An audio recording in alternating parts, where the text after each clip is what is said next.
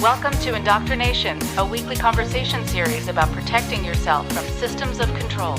I'm your host, Rachel Bernstein. Hi, everybody. I'm excited to announce some upcoming webinars that I'll be conducting. There will be 2 3-part webinars. The first of which is intended for former cult members or people who were in relationships with controllers or narcissists who are looking for deeper insight into their healing process. The second series is for the families and friends of those who have been in those kinds of environments and want to understand how to help support their loved ones, and also how they can cope with these difficult moments and stresses placed on these relationships with their loved ones. The first of the 3-part series for former members will premiere Thursday, September 8th at 6 p.m. Pacific Standard Time. At the same time of day, the following 2 Thursdays as well, the 15th and the 22nd. The second webinar, intended for families and friends, will premiere Thursday, October 6th at 6 p.m. Pacific Standard Time, and at the same time of day the following 2 Thursdays, October 13th and October 20th. These first rounds of webinars are going to be premiered live, so you'll be able to ask questions in the chat that I will then answer at the end during the Q&A session. The individual cost for these 3-part webinars is $150. The bundle price for both webinars is $250. If you're unable to attend live, the webinars will be available for purchase through my website, rachelbernsteintherapy.com,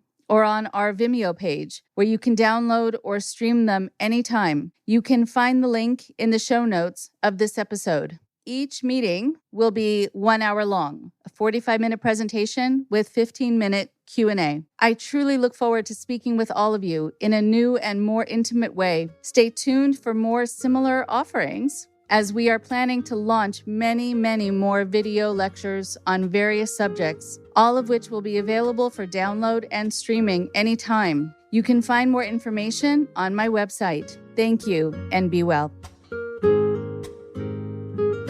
Hi, everyone. Today on the show, I have a really lovely and smart woman, Esther Friedman. She's a licensed mental health counselor, expressive art therapist, songwriter, performer, author, and ex-cult member. In 2006, a cult took advantage of her uncertainty and her open-mindedness and her open-heartedness. It perpetrated what she now calls cultic identity theft. I love that term. In 2011, she left and found her voice by embracing, honoring, and protecting those core traits. Telling her story through writing and songwriting has saved her sanity, and those vulnerabilities are now her strengths. The link to her site is going to be in the bylines of this show. Here's Esther now.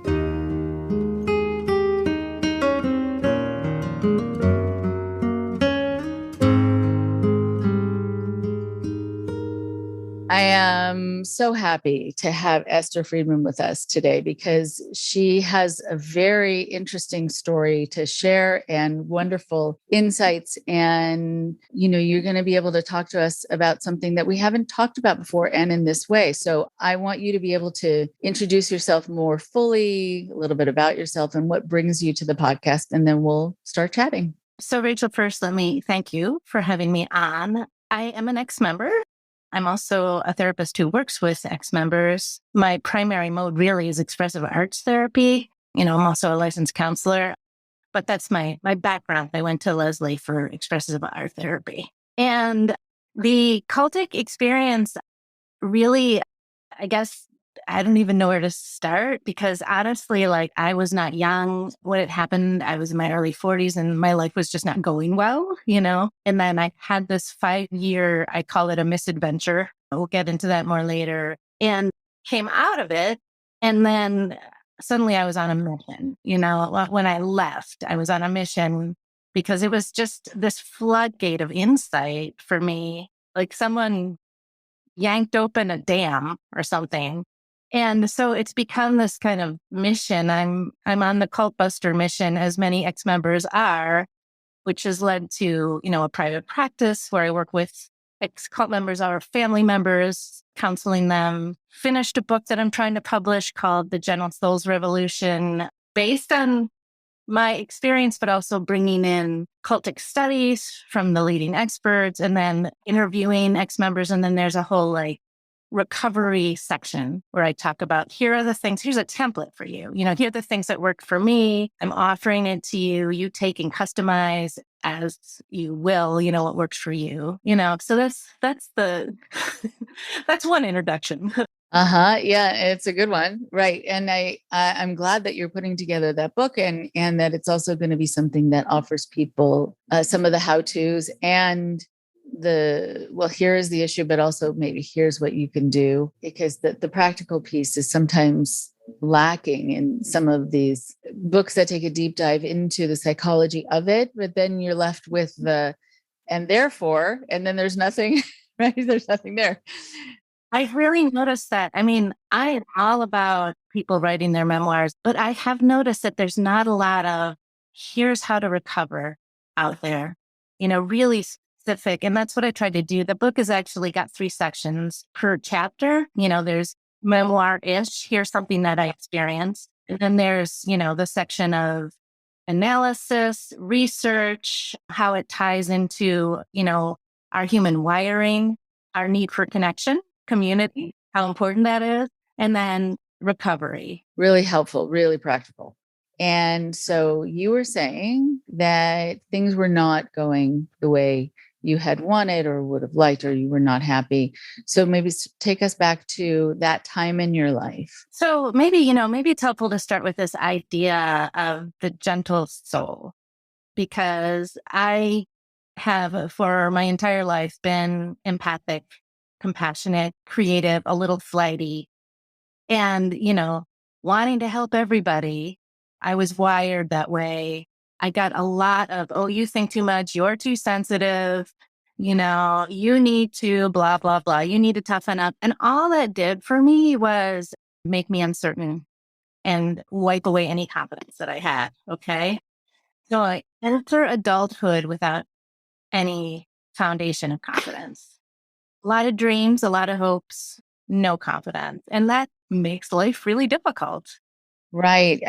Just sticking with this for a moment, even though, I know there's so much more to talk about. That idea of people being called too sensitive, very interesting thing, because I think, some people think that they need to toughen people up and they need to inform them that they're being too sensitive, but it doesn't make you any less sensitive to be told that you're too sensitive. It just, I think, makes you feel invalidated and misunderstood and alone. And I think also self-critical, because maybe there is something that's too fragile about me or too open, vulnerable. So I'm wondering, even just going into your therapist brain for a moment, because this is probably not an oversensitivity, but a sensitivity of yours, as it should be. What is a better way to respond when somebody is a feeling person, where they wear their heart on their sleeve?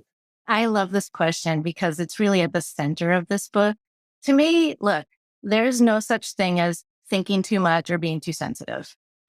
You're not too sensitive. You're a sensitive person. You don't think too much. You're thoughtful.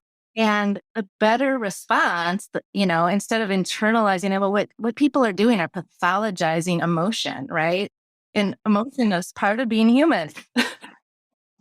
And so it's, you reject, actually, it's, this is part of what I say in my recovery, like reject that label. You're a sensitive person and your job is to protect your protect your heart. And, that requires boundaries. And when you have boundaries, you don't absorb these messages quite as much as like, there's something wrong with you. You're never going to make it in this world. You're too sensitive, That is bullshit. That early childhood messaging and wiring set me up to be exploited. I didn't know what my worth was. I didn't value myself, right? I didn't have confidence. I didn't know how to say like, something, I think I'd rather not do that.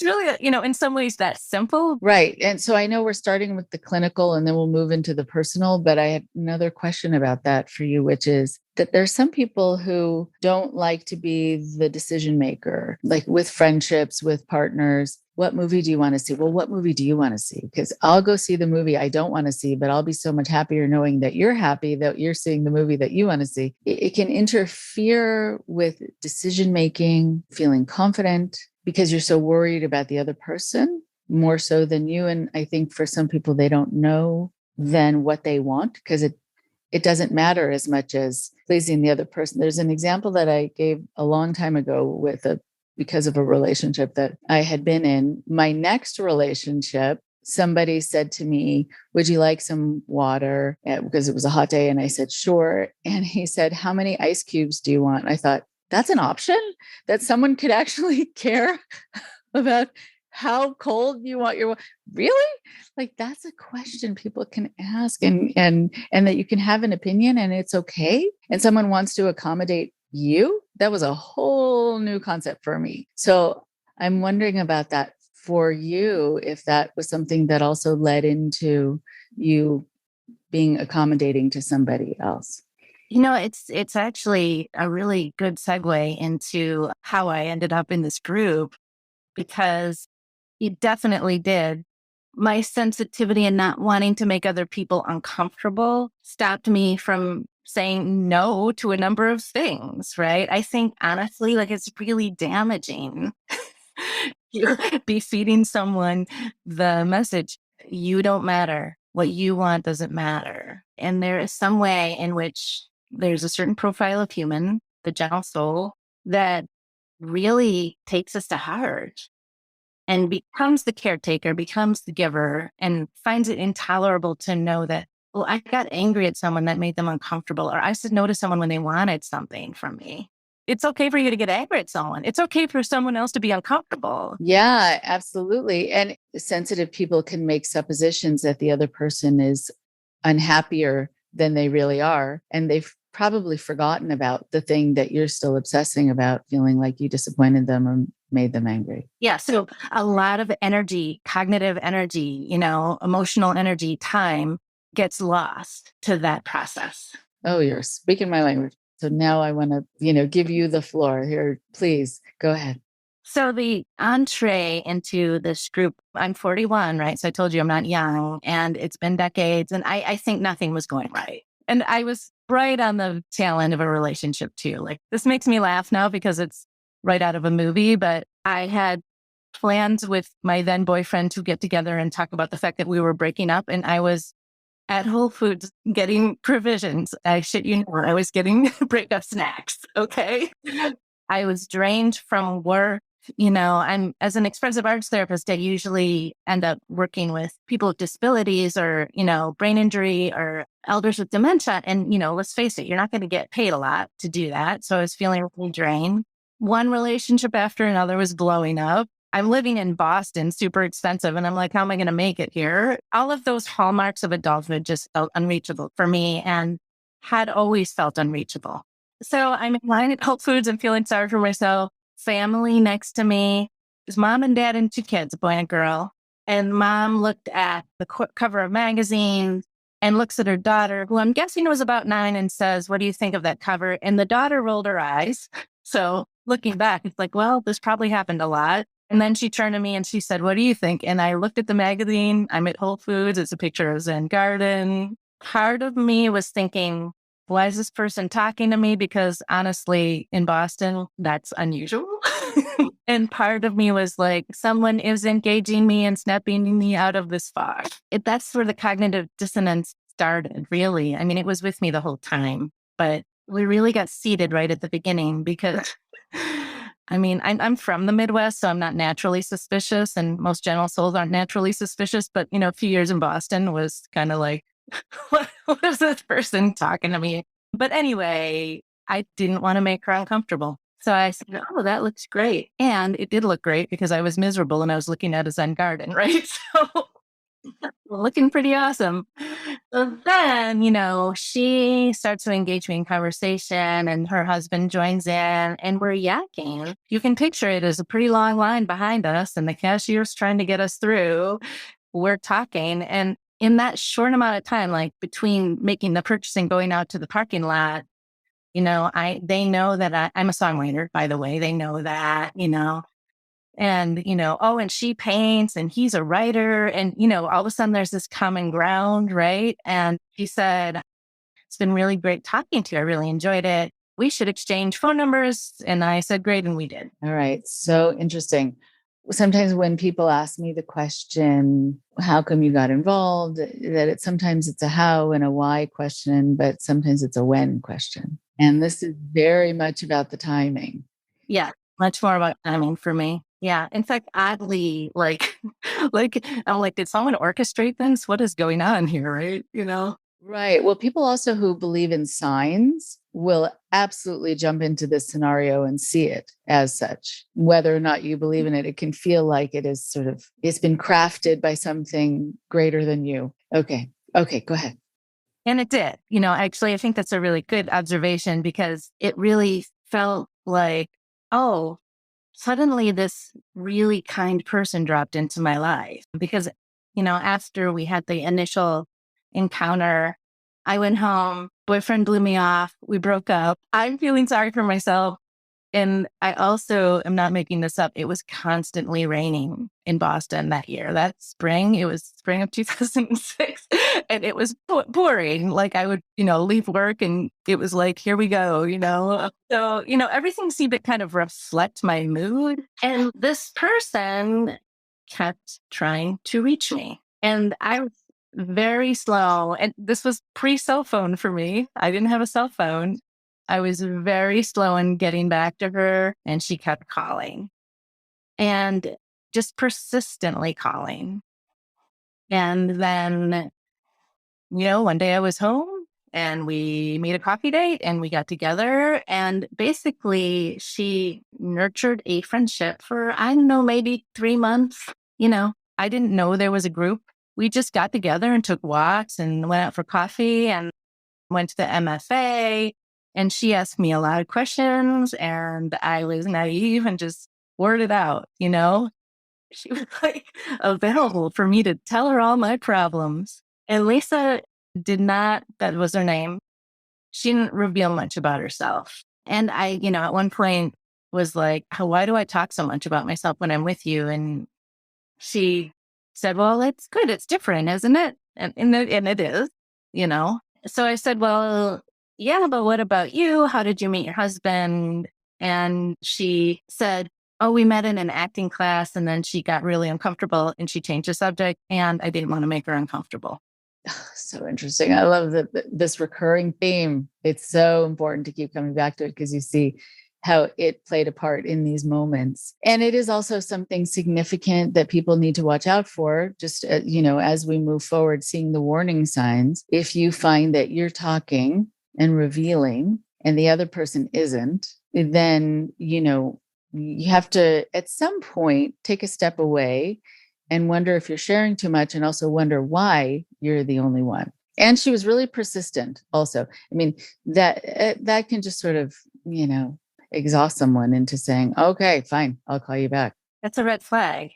In my case, I think I just honestly, on the one hand, this feels like it was orchestrated from some, otherworldly place. But on the other hand, I feel like I kind of bumbled into it. It was like, oh, at home. Okay, I'll take the call. But I want to tell you, Rachel, I never once got her live on the phone when I called her back. And that is because I didn't have her phone number. I had a voicemail service and I didn't know that.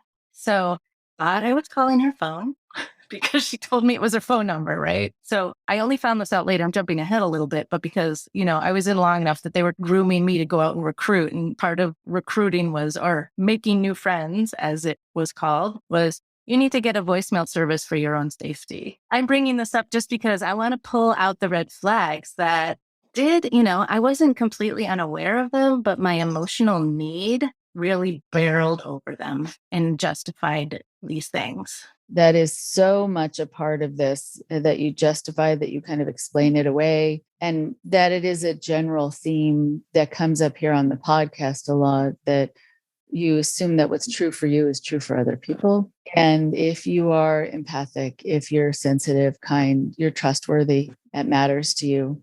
And so you're going to assume other people are. And I'm not saying people need to move through the world being suspicious, but they just need to be aware that they might be attributing certain characteristics and qualities to someone else that they don't have out of an assumption of similarity. Yeah. I think what you said is so important, because I refer to this book called Talking to Strangers a lot in the book that I wrote, and it's by Malcolm Gladwell, based on this social science theory called, I think it's truth default mode, which is the theory that the reason that we can get conned is because most people walk through the world trusting first, assuming the best first, because as a race, we need to collaborate. That is how we survive. That you only start to mistrust once you've collected enough evidence. This person is lying to me, or they're playing with me. There's something wrong here. So I think for those of us who are gentle souls and walk through the world assuming the best in everyone, it's really important to know that, not everyone deserves your trust. Not everyone deserves for you to assume the best in them, because they're trying to play you. You want to assume the best, or you want it to, like, oh, they must be having a bad day, or maybe some childhood wound, right? Like, it plays right into the gentle soulness of wanting to be the helper and fix and heal, Wow. Okay, so then here you're leaving messages on what turns out to be voicemail. So already there's this power differential. You've disclosed your personal information, your private number, but she hasn't. And you've offered your information and she hasn't. What happens next? So, like I said before, I think it was about 3 months. I don't have a real specific memory of us getting together, doing things, taking walks. So you cannot make this up kind of a thing. But I think I literally said to her something to the effect of, is this all there is to life? There must be more to it. I can imagine, as somebody who is making new friends for this group, that it was like, bing, here's my big chance, And she said, how would you like to meet other people who discuss questions like this? And I get together with friends every Tuesday and Thursday, and we laugh a lot, and we have ideas that are tools for living. And at this point, it's 3 months. I trust her. I think she's a little odd, but she's kind and she's a good listener. And I was like, sure, why not? I'm picturing a potluck, right? And then she said, one more thing. It's very important that you don't tell anyone about this. It's private just for you, which again, red flag. Did I notice it? Yes. Did I barrel past it? Yes. Because my need overrode the self-protection, self-preservation instinct. Right. And then even as you're telling the story now, people are going to be having a reaction to the fact that she was not upfront with you from the beginning, and she didn't tell you what her intention was. Okay. So what happened? So you went? We didn't get to the group right away. First, she was like, I'm going to introduce you to another friend. And again, I'm not sure how much longer this happened. Like maybe a couple of weeks later, I went and met her, and she introduced me to this guy, Robert, who was another friend. But really, he was the cult leader and he was betting me. But of course, I didn't know that at the time, And so I met with them for coffee, and oh my gosh, Rachel, again, it's just so funny to me when I look at it, because I'm always thinking, you really can't make this up. It was pouring rain, and I said something to the effect of, she introduces us, and I said something to the effect of, something about the weather, the constant rain. And he said, it has been said that raindrops are angels' tears and that the angels are crying. I was like, cool, because I've been crying a lot, like I'm crying with the angels, right? I mean, I have to say, when I was in the group, nobody but my husband had any idea I was doing this. Okay. But after I left, because it was so secretive, I was like, I'm telling everybody. So I was telling my friend Phyllis about this moment. She was like, Esther, you have no idea how quickly I would have been running away. And I'm like, oh, great. The angels are crying. Me too. So we sit down, get coffee. He kind of, charged right into the ideas that they were studying, in a particularly this origin story of none of us really belong here, where we begin as essence from the starry world, and we come to Earth to learn a life lesson about a fundamental flaw, fatal flaw kind of a thing, which is very common in cults, right? That each cult has some kind of like, you have a fatal flaw. There's some language around that. And honestly, that felt magical to me because I had always felt like I don't belong here. And I realized again, in looking back, that Lisa told him I was set up, right? But at the moment, I'm like, oh my God, these people get me. Right.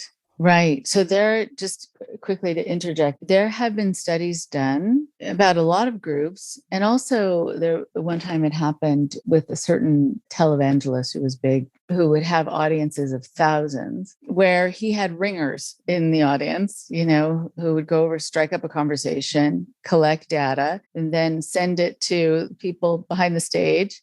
The lady in the fourth row with the red shirt, she just had back surgery. She's going to need a quote unquote healing with her, you're going to see her pain, etc. So yeah, information is gathered. That's good information for me to have because I didn't know about this televangelist. It's like this group, which at the time called itself simply School. The name changes, but it kind of, I said, oh, here's a good strategy. This is what the televangelists are doing. It works for them, So we have this coffee. There's a whole scene there, but I won't, it's just too long to get into. Towards the end of this maybe hour-long time, he talks about these ideas, and I'm not sure what he's talking about. I was getting a little disoriented. I was like, what do you mean? What do you mean? And he was like, well, I'm trying to explain to you. And then at a certain point, he said, well, how would you like to come to a group that we call School? We discuss these ideas. And he said, how would you like to try a free 5-week experiment? That's how he put it. And so then the conversation went kind of like, a free 5-week experiment? I mean, is there a cost? And he said, well, there's a tuition, but we've never turned anyone down for financial reasons, which is a complete lie, but more on that later. And I can't remember exactly how it went, but, it ended up with me saying, sure, why not? It's a free 5-week experiment. If I don't like it, I'll leave. So he's like, great. And then he says, don't tell anyone about this. It's private just for you. And, second time, exact same verbiage. I mean, I also wonder how much everything is planned, or if some of it is happenstance. But when a leader says something that doesn't really make sense, and then they say, I'm going to offer you this opportunity so that you understand.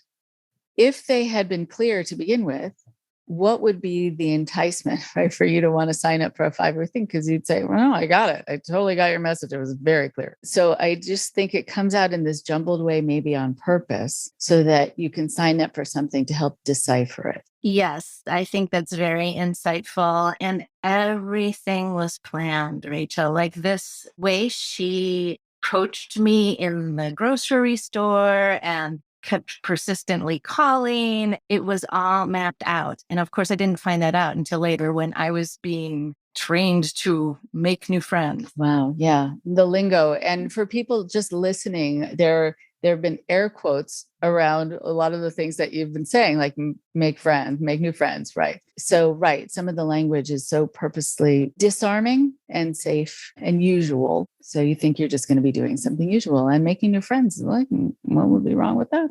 All right. So you did this 5-week? Yeah. So I did the 5-week thing, and that's, 5 weeks. It's really the love bombing phase, right? Like, just to give you a little bit of a picture of it, they used to meet at a Lions Club, and there were 2 rooms. Like, there was a large room and a small room. And when you are new to the group, what they used to call a younger student, they used the terminology of student since it was called school. Then you're kind of shepherded into the smaller room with all the newer people. you start learning about these ideas that they said the teachers in the school said were secret esoteric ideas that were verbally passed down, like a verbal tradition. They just were like, these are ancient ideas.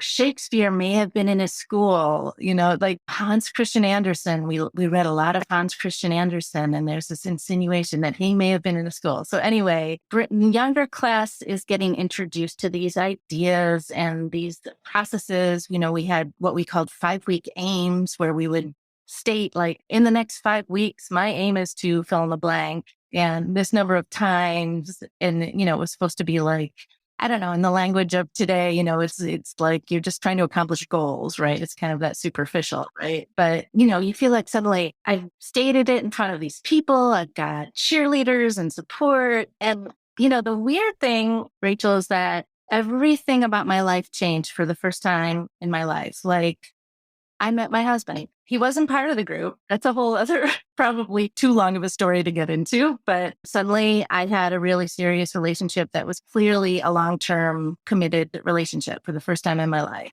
I got a full-time job. Did I like the job? No, but I convinced myself that I did at the time. So I felt like, oh my God, I joined, this group, and suddenly all those hallmarks that seemed so far away and unachievable for me, I'm achieving them. And of course, I gave credit to the group for that. So Right. Well, welcome to confirmation bias. And I'm sure they were happy to take credit for all of these things as well. I am glad, though, that you met someone who you were able to have a significant relationship with. I mean, that is a very nice thing. The group may or may not have anything to do with it, but still, I'm happy for you that happened. No, I don't think group was very happy when they realized I had met somebody. So the interesting thing about that is, these groups all become confessional, right? All cults do. And for some reason, I mean, there were so many things that I was naive about, but I was very protective of that relationship. I wouldn't talk about it in the context of the group. So that's, it's like an interesting thing. It's also obviously, not obviously, but it's why I left, because I wanted to keep my marriage. Right. So, but they were not happy with it because it was a threat in some way. You were going to have divided attention. What were they not happy about? It's interesting because there was a mixed message there. I mean, when I started dating him, I didn't tell anyone. And we have what they called a sustainer, right? Could be like, if you think of 12-step meetings, it's like a sponsor, right? So I would meet once a week with my sustainer, and talk to her about whatever, whether it was school related, not understanding the ideas, or struggling with an assignment. We did literally get assignments. It was like grade school. And, or, something that was going on in my life, I would talk to this person. I didn't tell her that I'd started dating someone. And, oh no, I did tell her I started dating someone.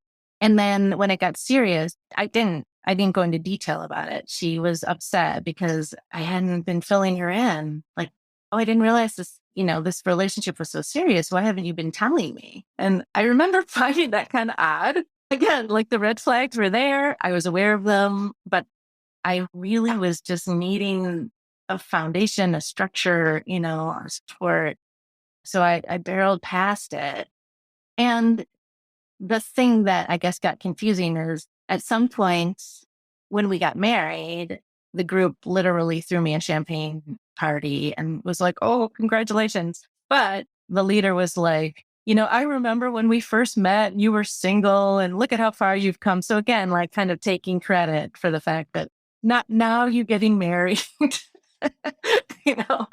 subtext because you're in school, So, but then, that was about 2 years in, right? 3 years in. When I left a couple of years later, the husband was being demonized and he's controlling you and all that BS, so. Okay, right. So interesting, though. I'm wondering, before telling more about your experiences, how were you able to kind of toggle between worlds? Because here you have the group and its way of thinking, and there's this whole idea of these people who feel that they're part of the ascended masters, and you're learning from them. And then here you're having a real life relationship in the real world. And so, how did you manage both those worlds?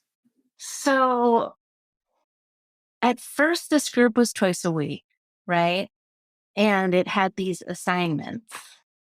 But I kind of went in, and I assume most people go in thinking it's not going to devour much more time than that. But if it's called, so of course, very slowly but surely, it starts to take more time, more energy, more focus. So, this is something that comes up, and I swear to God, every conversation you ever have with someone who's revealing a cultic misadventure, like the frog in the pot, right? Like you don't know until you're boiling that you're getting cooked, right? So the thing is, it starts getting a little hard to talk about, just to explain, but it was so secretive. They started out with don't tell anyone. This is private just for you. So you're really literally not supposed to tell anyone. But I told him like maybe the third date, I was like, I do this thing every Tuesday and Thursday night. And he said, look, if this thing is helping you, it's not my business. I'm not going to, I mean, it's like a normal kind of supportive response from someone. So we started calling it thing, literally. I want a thing. Okay, I'll see you after thing. But really, that was all he knew, that every Tuesday and Thursday I would disappear. No one else knew about it, which when I look back and I'm like, I kept that secret for 5 years. How did I do that? Like my friends were noticing my odd behavior, and my family is all over the country. So they didn't really know, they weren't in close enough vicinity to like observe the weird changes in my behavior. Right. But my friends were going like, oh, you're suddenly very busy. But, it wasn't too busy. I could still see them. It wasn't interfering with my relationship too much. I'm just curious, sometimes when people go to meetings, to school, to the thing, they come back from that feeling different and kind of have to land back on earth. Did you find that you came back home feeling a little different after attending these meetings? Oh, that is such an interesting question, because one of the requirements of the group was that after the class, you were supposed to observe an hour of silence. And most of the time, or maybe in the beginning, I did that observing an hour of silence thing. So I would not go home right away, and there was something in that transition that they used to say, seal off the work. And it really did. It was like, okay, I've transitioned out of this world that is not like anything else, back onto life. At a certain point, we moved in together. I'm like, come home, and my boyfriend's watching TV, doing something normal. And it actually was kind of a relief. I was like, oh, after sitting around talking about ideas, now I get to watch TV, things that normal humans would do. Right. So then you had a model for compartmentalization, and then you could shift back. Okay, got it. So you'd be sitting around talking about ideas. So can you give us some examples? It starts out specifically with this idea that Gurdjieff called multiplicity, which, it's kind of like IFS, internal family systems, right? Everyone has an inner cast and crew. You never really know who's taking the wheel and steering the ship. This cast and crew is not in communication with each other. So internally, you're in conflict and you're not really even aware of it. And so there's this idea of multiplicity and you're not aware of it. And then there's this other idea that toggles along with it, that's man or woman does not know him or herself. So, you have these teachers who have been doing the work longer. And of course, they can see you more clearly than you can see yourself, which is also very culty, right? Like the leadership is always more informed about who you are than you are. So it kind of starts there, and the things that you mentioned, the 5-week aim earlier, they couched as experiments to observe yourself, to get a more objective perspective on who you are. It's a depersonalization process, and we used to have to do these things called self-observations. Again, I think this comes from Gurdjieff, where you don't have one brain, you have 3 brains, but we're going to call them centers. three centers, emotional, intellectual, and physical, are the body center. And you're going to observe and then you're going to bring these observations to class and share them with us, and we're going to discuss them. So confessional environment sewn in. And the thing you're doing, there was a really specific formula for these observations, is you're depersonalizing your own thoughts the entire day when you do this. As a function of the emotional center, I observe, fill in the blank. I observe, and when that happened, I felt, fill in the blank. Wow, that's so interesting. I'm thinking about the detachment from the self and that's reinforced during every part of the day. It's very interesting because it can make people feel disconnected from the self and kind of fragmented and not grounded, and doesn't have a positive impact on a lot of people. But for some people it feels a bit relieving. Like a freedom, right? Right. I mean, right. If we're using me as the poster child, which we are, I wasn't too happy with myself, right? So all of a sudden I'm like, oh, this isn't me. Me feeling miserable is a function of the emotional center. It's not my personality. It's not my identity. It's not my personality, right? So then I'm free from that. And then it also frees me to become someone else, somebody who's more functional, more enlightened, more capable. Right. Yeah. So then you didn't feel as encumbered by so much emotion and heaviness. Yeah. On top of that, you have the sustainer. And at first, the sustainer is, in fact, very helpful. Somebody who talks to you a couple times a week, helps you think things through, helps you make decisions. So it was working for you in a lot of ways.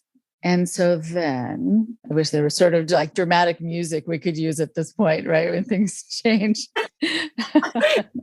Yeah. Well, I am also working on kind of a musical theater piece on this, because it's a story that needs to be told in a lot of different ways, I think. But all right. So 3-5 week experiment, then, that ends and Robert, approaches me and says, do you want to continue? And I was like, yes, sign me up. And he was like, you're doing very well. And I felt great because the big chief is telling me how great I'm doing, blah, blah, blah. Right.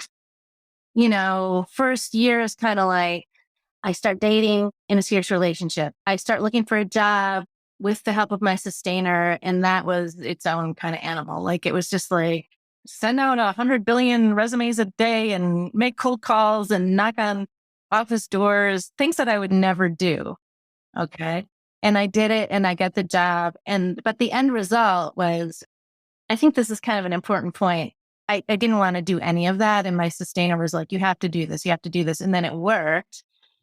But Rachel, there was this emotional payoff for me where I realized how afraid of people I was. And when I was forced to engage in that way, in this very kind of aggressive way, I was like, oh, a lot of my fears of other people is really bullshit. Like, people aren't thinking about me that much, even though I'm uncomfortable going into an office with a resume and handing the resume to the receptionist.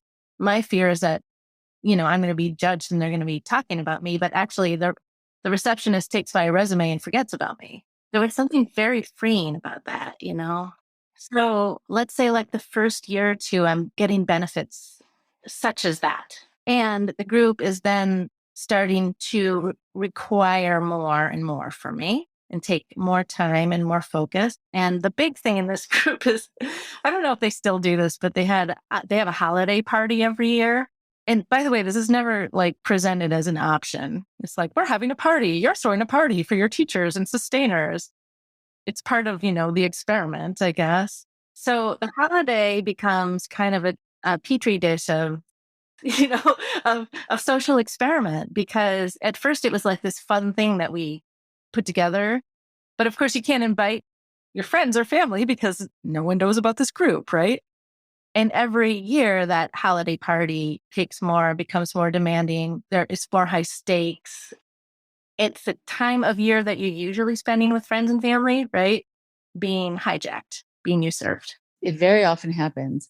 People are pulled away during what would normally be time with family.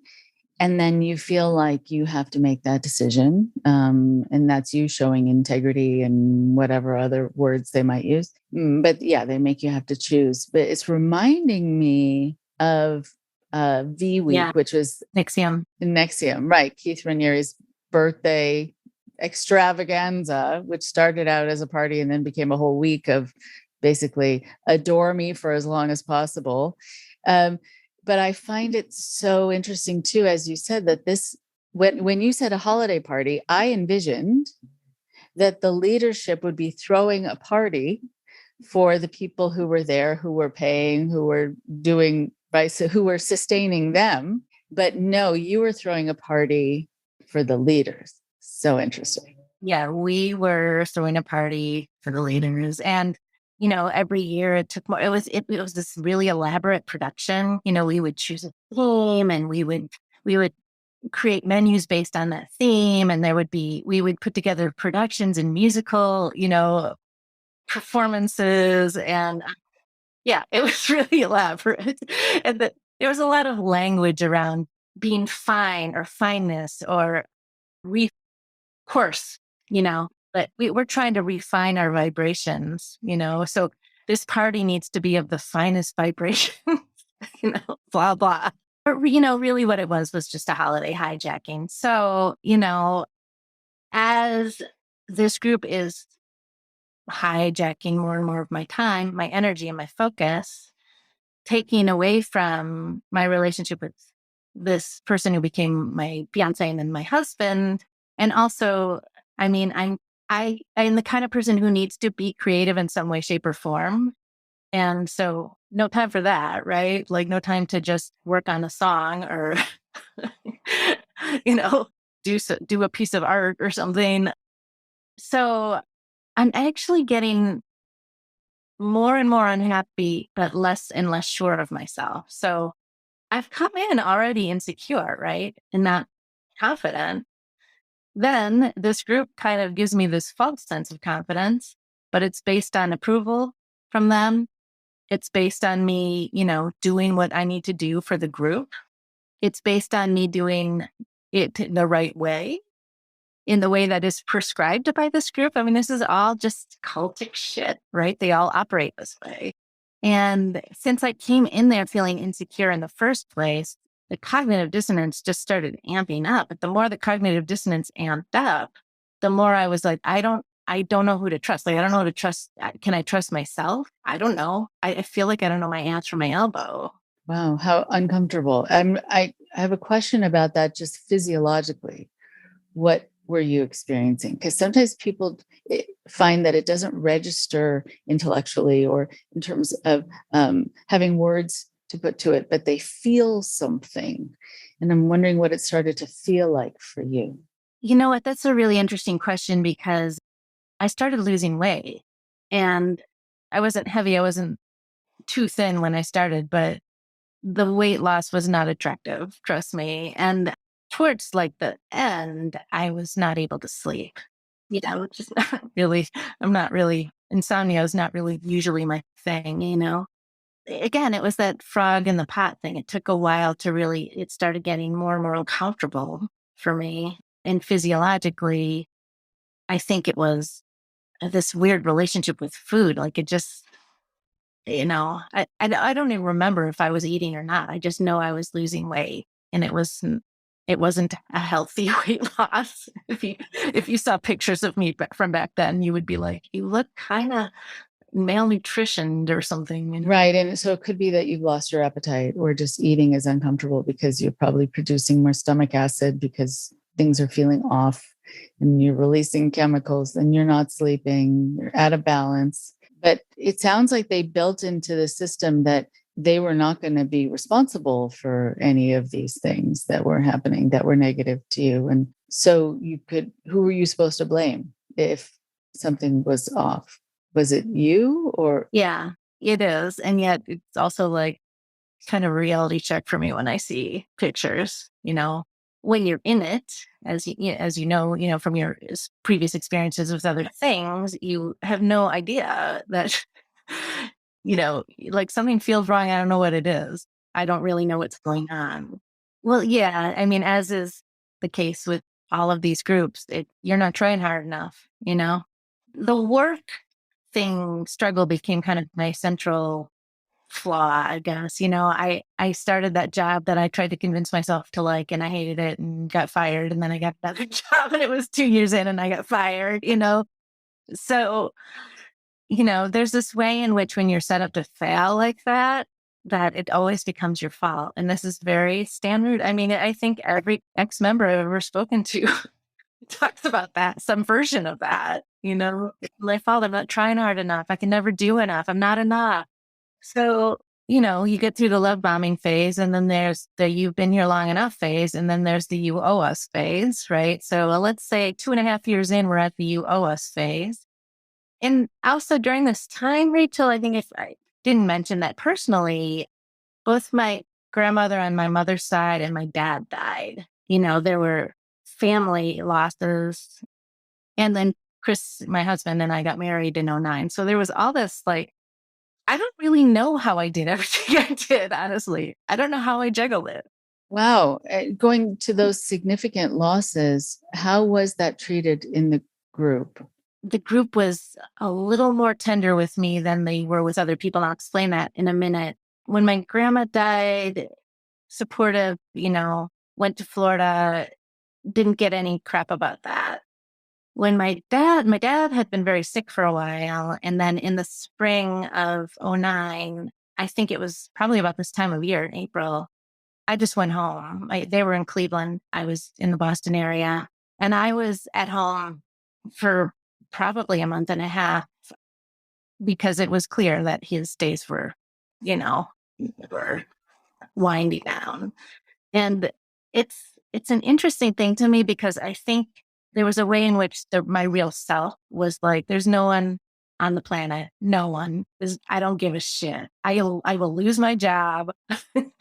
I don't care. No one's going to keep me from being here, And the way the group responded to that was they had a teacher calling me, a few times a week, it was being supportive, listening to me cry.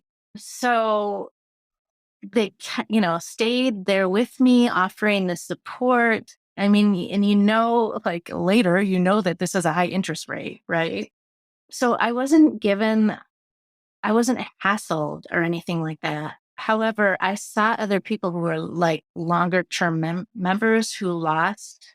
One woman whose father went into the hospital and they treated her very callously. Her father went into the hospital and it was during, God forbid, it was during the Christmas party. And she missed a lot of our work sessions. And I overheard this conversation. This was weird because it was fairly early on. I overheard her talking to one of the teachers and he was kind of giving her shit about not being there. And I thought it was weird. I was like, my father's in the hospital. What's this? And she said to him, I don't want you to give up on me. So that was the first weird scenario where I was like, oh my God, but it didn't send me running away when it should have. And the other one was there was a woman who also lost her father and was talking to the group in that confessional way, where someone would stand up and say, I need some help with something, which is, again, very typical cults, talking to the group about crying all the time. Now, she had just lost her father and she called it self-pity. And then the leader, Robert, took that and ran with it, self-pity. Yes, of course. What are you going to do about that? And I actually had a rare moment of courage where I stood up and I was like, she did just lose her father. And the woman actually kind of defended Robert, so again, very typical in cults. You are squeezing the empathy and compassion out of human beings. To say something about that you got the courage to stand up to say that, just having to say that it had to take courage for you to support someone shows the nature of how unhealthy the dynamic was there, that you're taking a risk by being kind. And that she then needed to make sure that she still looked good in the leader's eyes. So you were left hanging, probably for her to protect herself. Yeah, he had to protect him, right? Because basically I was contradicting him by saying, well, shouldn't we have some compassion for somebody whose father just died? Yeah. Right. And also just going back to you getting all these calls during that week. Right. So it can come across as compassion if these were your best friends and they're checking in with you. Yeah. But if it's a school, then typically what you would want is for them to let you have your time and that you don't have to think about them and you don't have to report back to them. And they're not going to use this for their own gain to make you feel indebted because they were there with using these moments is really, really wrong. But the most respectful thing would have been to just let you be. Yeah, absolutely. And, at the time I was extremely raw and I got to cry to the teacher and I just didn't, I obviously didn't know that there was such a high interest rate, thought maybe she just cared about me, but, so I have to say after my wedding and after my dad died and I was out a lot, during that year, right? I was in Cleveland for that month and a half. And then when I got married, my husband and I did this road trip as a honeymoon, and when I got back, it was like, that honeymoon's over and so is your honeymoon in school. Like, there will be no more love bombing. And so there was this kind of steady buildup of me realizing like, there's no support here, except that they're supporting me in, I don't know how, because it's so ass backwards and gaslighty, right?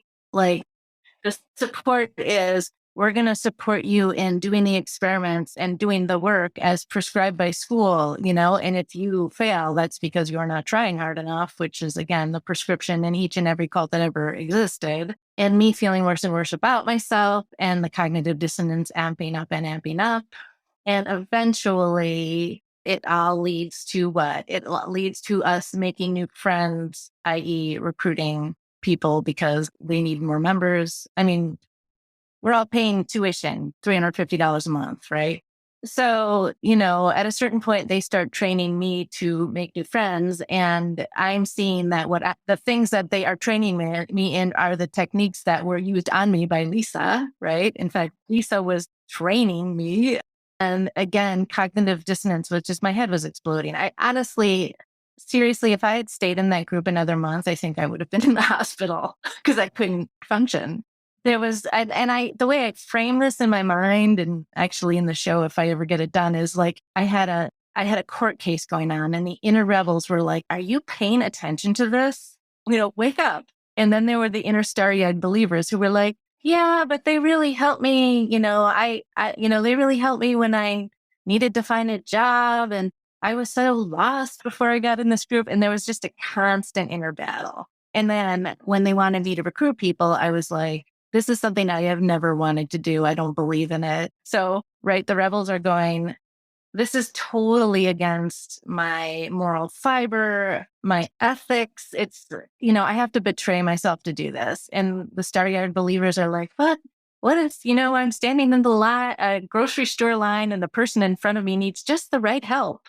And I'm denying them that help because I'm not willing to strike up the conversation and, groom them in the way that I was groomed. Of course, I didn't think about it that way then, right? But that cognitive dissonance, ironically, is, I think, what finally became so intolerable. I mean, I couldn't function, Rachel. Like, I remember like after losing job number 2, this was in 2010. The economy was in shambles. I was trying to find work and just making, fucking up interviews or showing up at the wrong time. I couldn't neurologically. If somebody had like done an MRI, I don't know what my brain would have looked like. I couldn't put things together. Oh, wow. Okay. Were you feeling frightened because of that? Yeah, I was terrified. And I think, there's this double-edged sword of, I was terrified and that made me more dependent on the group. And I don't have anywhere to turn because no one knows what's going on. But just as Lisa approached me right at the right time, my husband confronted me right at the right time. I mean, I was coming unraveled. I kind of knew in the back of my mind I'd not long for this group. And he found some stuff online. And one night I came home from class. It's a Thursday night. We're in bed, falling asleep. And he said, I have to ask you something. He said, what is Odyssey Study Group? And I was like, I don't know.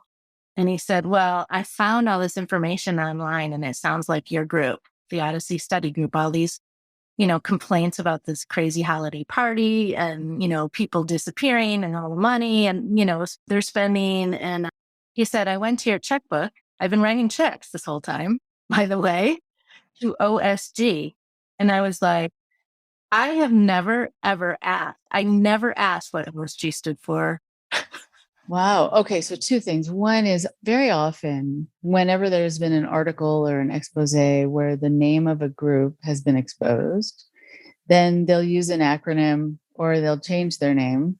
And that's probably why you were never told that it was the Odyssey Study Group, because you then would have gone online if you felt like you needed to and could have found this. Bravo to your husband for researching this and getting confirmation that this was not okay and that there's a history here of people being harmed by it. And for finding a time when you were kind of at the end of your day and it felt more kind of personal and relaxed and he just had a question. It sounds like he presented it really nicely. Yeah, that was the beginning of the end there, I guess. I mean, I didn't go back after that. It was done for me. But there's like this whole kind of drama, over the weekend, talking to teachers about, oh, Chris confronted me and then they blamed him. And then at the end of the weekend, I was like, what the fuck have I been doing for the last 5 years? And I didn't go back after that. Mm-hmm. And that he asked it as a question. I like that because he didn't say you're being manipulated, right? Which can make people dig their heels in, but he just left it open. Yeah. I mean, I have to give him so much credit because and I know how maddening this is to have someone you love disappearing into some crazy group. You have to try to navigate it. And of course, you're going to lose your temper sometimes. But there was something instinctive, I think, where he knew when to do this and he knew what to say. I remember, actually, I forgot to tell you this. What he said was, are you sure you're not being manipulated? And I was at the end of my rope at that point, and I was like, I don't know. I can't say I'm not being manipulated because I don't fucking know, and that question got under my skin. It was the right question. You left it open. It made me think. It made me wonder, am I? Well, yeah, but I just didn't want to admit it to myself. So then what happened? What were the next steps?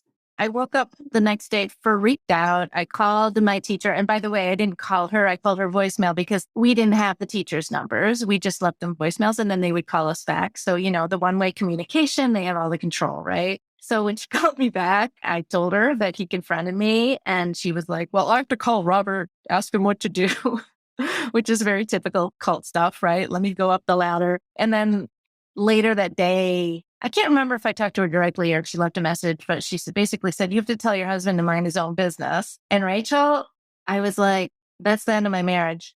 If I do that, I had to choose. They pushed me into a corner to choose. I got off the phone with her. The weekend went by. I couldn't sleep. And it was Monday morning. I woke up before the sunrise. I felt like the sun reached in my window and yanked me out of bed. It was like, you're getting up. I took a walk. There's a park near my house. And, there's a soccer field and I was walking the path around the soccer field. And that's when the floodgate opened. I was like, it was really quiet. And I was like, oh my God, I haven't felt this peace in so long. And I'm watching the sunrise and, kind of in the distance, somebody was walking their dog. This is something I haven't mentioned earlier, but every once in a while when people disappeared, Robert would make this kind of tacit announcement, like, there's been an event. I just recommend that you stay awake and that people who leave the source always regret it. But there was never any explanation, you just knew that so-and-so was not coming back to class anymore. And so I'm walking the path. I'm watching the sunrise. I'm thinking about, I have a choice to make here. Do I stay or go? And I think about the language of the source and I'm like, yeah, but that's the source, the sun.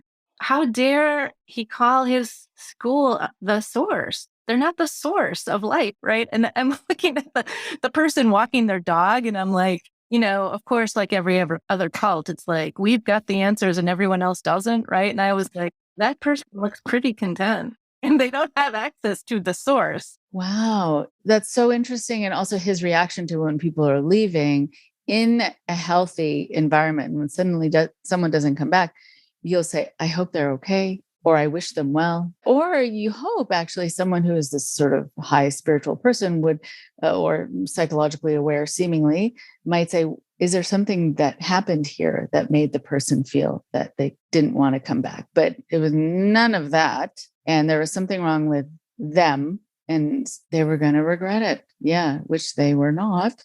They left because they would have regretted staying, not leaving. It's so interesting. Okay. So then you see this person walking her dog. I love that. Just it sort of puts it in perspective. Like that person seems kind of cool with life and didn't need this. Yeah, they seem fine. And I thought about like there are millions of people all over the world who don't have access to the source who are fine. So that like the floodgate kind of opened and I realized I was like, God, I was like, I can't make any decisions without, I realized how dependent I was. I was like 5 years of never making my own decisions, always feeling like I had to turn to the teachers, or to my sustainer. By the end of that walk, I just called my teacher's voicemail and I said to her, either I'm making the decision or he is, I'm still deferring to him, right? Even though I've had all these insights. She called me back and was not happy about that because I was jumping over her head, But then end of the day, Robert calls me. This is actually kind of funny. This makes me laugh. He was very terse. He was like, your husband is going to continue trying to control you. Like, who's trying to control me? It was so weird. I was still like kind of in this double personality because I was talking to him as though he was making sense, but there was a very loud, the inner rebels were like, what? You're calling my husband a bully while you're bullying me. Okay. I said, Robert, and this is the first time I ever stood up for myself. I said, if I stay in school, my marriage will end and I'm not willing to do that. So I choose the marriage. Suddenly he got very insightful and he changed his tone and he said, okay, well, I'm trying to put myself in your husband's shoes. And I was like, what? We're so evolved. I mean, like losing weight. I can't find a job. I'm spending our money on this mysterious thing that leaves him out. I'm clearly a mess. And you're trying to figure out why my husband's worried about me? I mean, it's so funny because that's what I was thinking. And what I said was, okay, thanks, Robert. And he was like, I love you. And I'll have, this other teacher call you in a month. And I was like, great. I never spoke with that teacher again, but that was the end of it for me. But then just to kind of let you know, after that, Chris and I had actually planned another road trip. We were driving down from Massachusetts to South Carolina to go visit some friends. And I stared out the window the whole time watching this inner movie of the last 5 years of my life going, oh my God, I just came out of a cult. And I was like piecing everything together. It was really interesting. Like the farther away we got from Massachusetts, the more perspective I had. And the more perspective I had, the more I was like, I have let this group yank me around for the last 5 years. Just seeing how the deception seeded in the beginning just kept growing and growing and growing. And my sense of self was, fragmenting. By the time I got home, time we got back here, I was furious. I was like, I'm telling all of my friends and I'm telling my family, because for this particular group, it's so secretive. And I think the secretiveness of it is almost the most poisonous part of it. It separates you from everyone, right? And also I realized like I'm completely isolated because I'm no longer in the group, but I'm living in these memories that nobody knows about. I was going through the day doing normal things, but thinking, what the fuck just happened to me? And they were played out, the scenes kept coming back and back. So I started talking to everybody. And then, of course, we weren't supposed to reach out to the other disgruntled ex-students, right? Air quotes. Yeah, right. That's what these groups do, like the evil people who leave, So of course I reached out to them. And then of course I had to put up a blog because I really wanted to say, you know what, I'm not keeping your secrets anymore. And that was very, very healing for me. It was like, here's my story, And, then other ex-members started coming to the blog. For a while. It was very, very active. Now it's just kind of up there as a resource. The blog turned into, I realized I was like, I'm a songwriter. I have a soundtrack.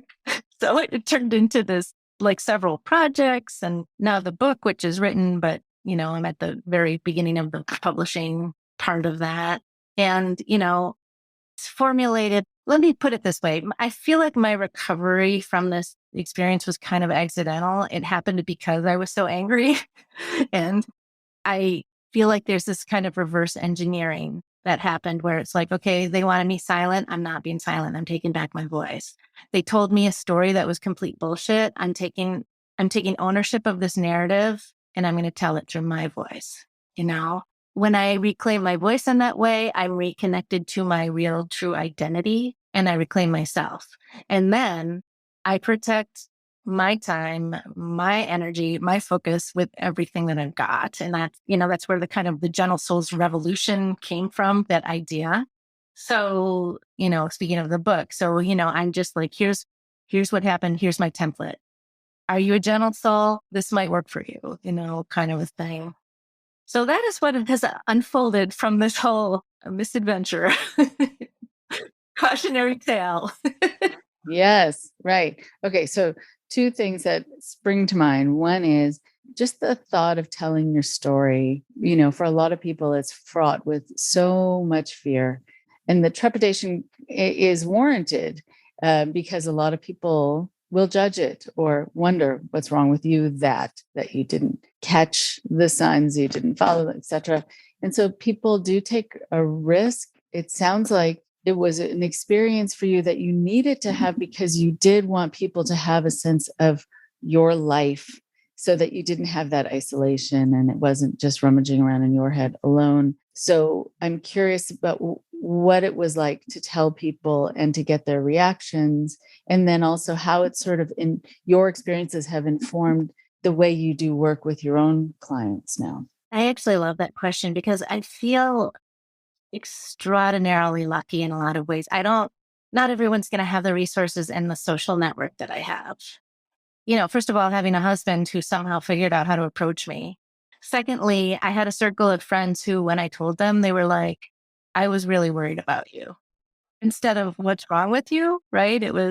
And many of them were like, you know what? You were really vulnerable when that happened. So insightful circle of friends. And also, I think the anger for me, I was too angry to be afraid. And that was really empowering. I was like, you know what? Fuck you. Come after me. I don't care. But I kind of knew they wouldn't because, the secretiveness works against, although they did try some legal stuff, but that's like long and convoluted and hard to explain. But, I felt pretty safe, I also may have been naivete on my part because they're just as litigious as every other cult. But so for me, it just felt cathartic and good. And, I'm like, I'm going to embrace this anger and I'm going to let it rip. Now, I'm very aware that's not the case for a lot of people.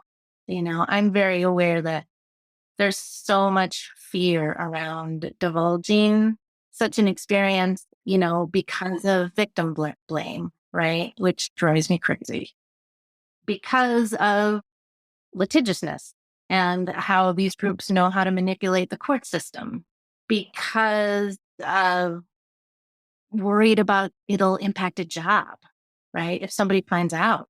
So I kind of like to say, look, if you've had an experience like this, tell somebody, tell a therapist, tell a best friend. You don't have to be the poster child, but don't hold it inside because your voice is what is going to heal you.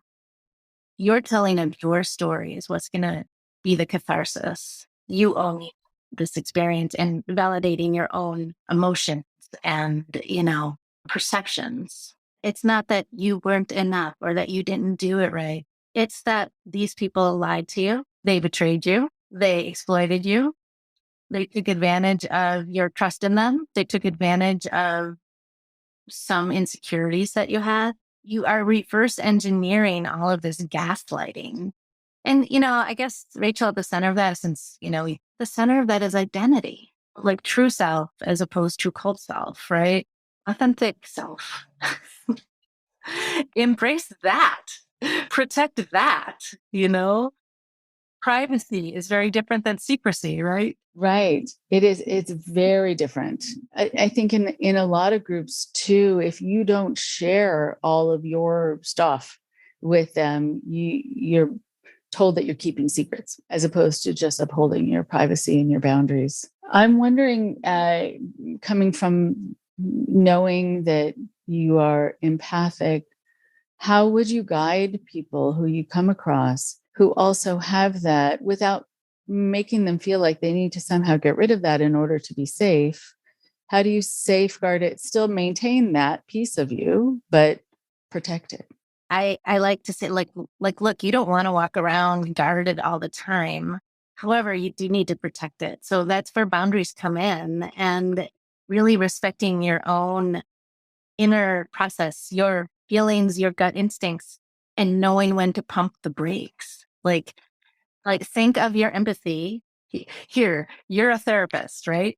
Think of your empathy as though it's a precious gem. It is an asset that is very, especially right now, like mean-spiritedness is kind of all over us, right? Like, yeah, can't turn on the TV without seeing something horrible going on, right? So yeah, this empathy it's a limited supply. You can't offer it to everybody. You gotta keep it close and know that there are some people who don't deserve it. And that's where that comes back to the gentle soul. Not everyone deserves your compassion, your empathy. You protect it. You don't shut it down, because then you're not yourself and you're still pathologizing this thing that is very central to who you are, and then you're gaslighting yourself. Like, there's something wrong with me. There's not something wrong with you. We live in a hard world. You got to protect yourself. You got to protect this. That, in fact, we need more empathetic people. We need more people with compassion who are kind. So don't just give it away. Just know when to pump the brakes. And if somebody disrespects you setting a boundary, that tells you something about them. Right. And sometimes you don't find that out about a person if you just always say yes. And so sometimes it's just a good experiment to try to say no, or maybe not, or not right now, or whatever it is, and see how they respond to it. Yeah, if someone tries to bulldoze you or makes you feel guilty or, gets angry at you for saying, I'm not sure, then you might not want to spend a lot of time with that person, right? I mean, if I had said to Robert, I don't know about this 5-week experiment, and he had, given me a hard time about it, I think I would have been like, well, actually, you know what? This brings me to one last point about cults. They misuse trust. Okay. They usurp trust. Listen, I trusted Lisa, right? I extended trust to Robert because of Lisa. There's kind of no prescription for this, but it really comes back to trusting that empathy, trusting your own emotional response to something, or your gut instinct response. How is your body responding to this situation or this person? I mean, it's very much like kind of where the trauma world is going right now, right? Like, the somatic experience is really, really important. And in fact, can often be trusted more than what you're thinking, because your thoughts get confused. So interesting. Okay. Well, I know we're wrapping things up. If there's anything else that you wanted to make sure to mention, and I also want people to know, where to watch out for your upcoming book and your work and how to find you, etc. Well, probably the website, which is gsrhealingarts.com, is your best bet for finding out about whatever's going to happen, whatever's going to unfold, which is clear at this point. And I feel like we got through an awful lot. I can't think of anything else at the moment. There's always more, it's just the nature of the beast, right? But, Rachel, I thank you for doing what you do, which to me, again, we need more kind, empathic people. So thank you for being on the planet. But also, we need to educate the greater society that these people are out here and here are the red flags. This is what you need to be looking out for. And here are the ways to protect yourself. And that's what you're doing with your show. And I really appreciate that, given what my misadventure in the question. And I love the term misadventure. That really is so good. And yeah, I mean, I think so many people want good things for their loved ones and people going out in the world, but you can't experience any of it if you don't have freedom. And so, I think that's at the root of being able to achieve what you want to achieve and feel what you should be able to feel in this world. And especially having self-confidence, knowing that you don't have to hook yourself onto someone else as an anchor or as an answer. Yeah. All right. Well, thank you. I mean, I love the way you express yourself. There's so many wonderful phrases, and I'm sure your book is going to reflect that you're a wordsmith. So I think I could see us talking again if there are other things that you want to be able to talk about, and if and when something comes out that you have produced, in any form or media, feel free to come back on to talk about it. I would love that. Sounds really good. Great to talk to you. Good to talk to you too. Thanks, Rachel.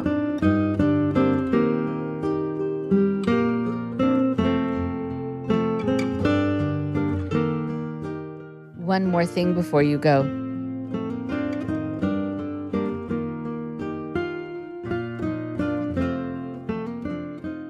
I want to thank Esther Friedman so much for how much she shared. And she is one of these people I could have talked to for a very long time. There are people where you meet them and you think, I could see us hanging out. There is something really lovely about her and about what she's doing now in her life and what she's learned from her experiences. And I'm so glad that she was able to come on to talk about that. What is so important, I think, is for her to be able to now make sense of things, but also feel strengthened and feel like she had the right when she got out to get angry, and that sometimes anger is something that can sustain you as long as it doesn't get out of hand and burn you, because it is a fire that can feel like it's raging within. But there are ways to channel it, and there are ways to be able to diminish it over time. But at first, I do think that when people get mad, what they're saying is something happened to me that wasn't right, and I have the right to be upset about it. So I want to be able to get into something that she talked about just a little. She talked about becoming dependent on the sustainer. It's an interesting word, sustainer, because when you think of someone sustaining you, you get the sense that they are the one really holding you together. They're the ones giving you sustenance. They're the ones giving you what you need in order to live. But what can get lost in that is that you were able to do that for yourself before. You didn't need that person. This is especially applicable for people who got involved with controllers later on. The people who were born and raised in cults sometimes have a harder time taking in that message because they've always had the leader leading them. They've always had this person who has taken credit for sustaining them. But what's also true is that when you become dependent on the sustainer, you have this sense, you have this sort of internalized gaslighting, internalized false correlation that this person is keeping you alive, or this person is keeping you happy or successful or whatever it was that they promised you. And so then you become dependent on them. You don't want to lose them because they are your source. And what's so interesting when I think about people who will say to me, I don't know really what to do when I look out, I've left a cult, I'm looking for the next person to be my leader, to be my question answerer, to be the one who has all the answers, to be the one who can sustain me. You want to be very wary of any group that only has one person there who is the sustainer. You want to be wary of a person who says, if you are with me, I will love you and I will hold you together and I'm the only one who can do it. Because there's never only one source of sustenance. And there should never be one source of sustenance. Because if you believe that and you lose that person, you will fall apart. And so that's why when people, let's say, have a very happy marriage, they also have a good friend who they talk to, and they also still have relationships with family members. That's why when people go to a university, they connect with a professor and another professor. It is important to have people around you, but multiple people who are your sources of sustenance. And then what you want with these sources of sustenance, you want them to be people who say, but you know what? You don't need me. Part of my role with you, if I'm really going to be this person who you're going to be going to for answers, is to help strengthen you to believe that you probably had the answer or you were on your way to getting the answer on your own. That's why sometimes when people come to me for counseling, I will jump in and offer ideas. But if part of the issue is that they don't feel like they can trust themselves because they've had to be dependent on someone else who made them feel they couldn't make decisions for themselves, I will often ask, what did you try? Or what did you say? Or what do you think before I answer that? And more often than not, the other person already had the answer that was going to work for them. They already had the thought that was the most helpful one. They already had action steps that they were planning that I could certainly support because I saw them as healthy. And so before you give this over to anyone else who is gladly going to take that power away from you, think about how handicapping it will be. Think about how much it's going to make you dependent, and what if you lose that person? So make sure that when you're looking for people to support you, you also look inward towards yourself to support you and support your confidence and support your sense that you're capable in this world on your own if need be. Talk to you next week. Thank you very much for listening. Please support IndoctriNation on Patreon at patreon.com/indoctrination. Be sure to give us a follow on our social media. Find us on Facebook and Instagram using @IndoctriNation Podcast. And for Twitter, find us at @_indoctrination. We love hearing from you too. So send us an email at indoctrinationshow@gmail.com. And for more updates on the show, visit our website at www.podpage.com/indoctrination.